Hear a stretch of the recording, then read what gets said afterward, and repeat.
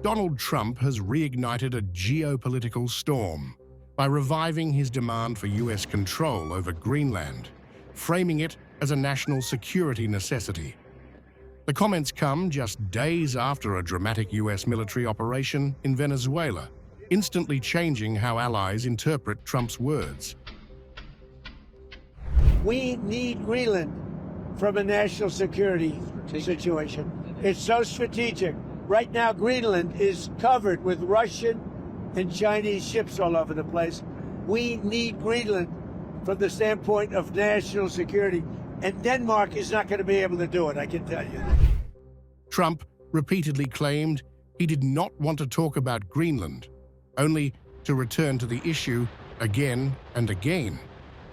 He dismissed Denmark's ability to defend the Arctic island and mocked its security efforts, while suggesting the European Union supports US control. The justification be for a claim to Greenland? What would the justification? Oh, I don't want to talk about Greenland now. I just say this.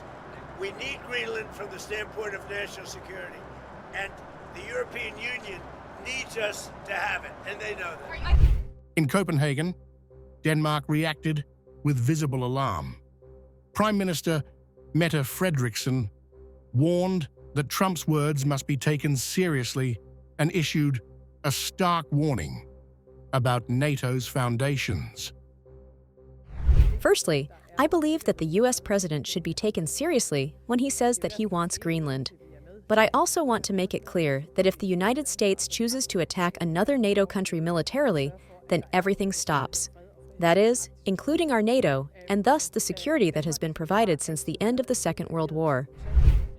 Frederiksen stressed that borders cannot be changed by force, and that Greenland's security is already anchored inside NATO.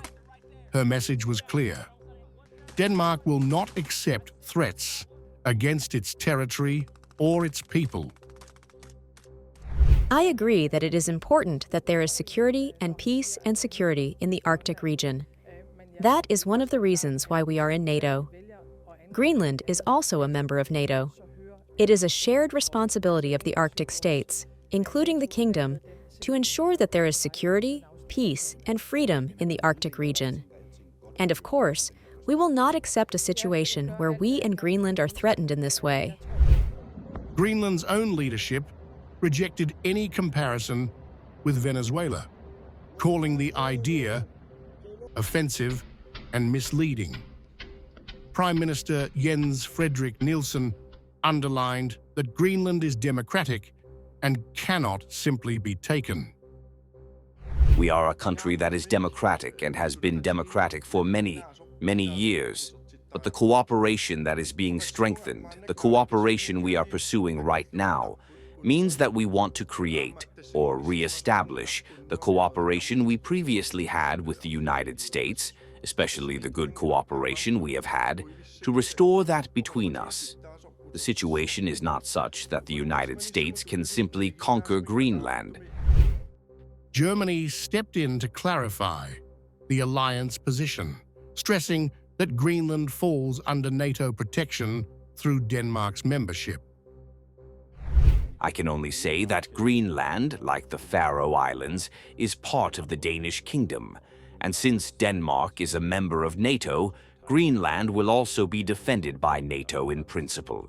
And if there are further requirements to strengthen the defense efforts regarding Greenland, then we will have to discuss this within the framework of the alliance. The backdrop to this crisis is the US operation in Venezuela, where American forces captured President Nicolás Maduro. For many smaller states, the message is chilling. Today, superpowers literally do whatever they want.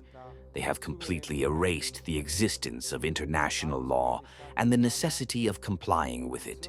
Unfortunately, the UN is on its knees, and without reform and a consistent strengthening of its powers, the UN Security Council is completely toothless. With Greenland now openly discussed alongside Venezuela, allies fear precedent. The European Union is closing ranks behind Denmark and Greenland. reaffirming sovereignty and international law. But Trump's repeated claims have already shifted the debate. Greenland has moved from political curiosity to a frontline test of NATO unity, EU credibility, and whether international rules still restrain raw power.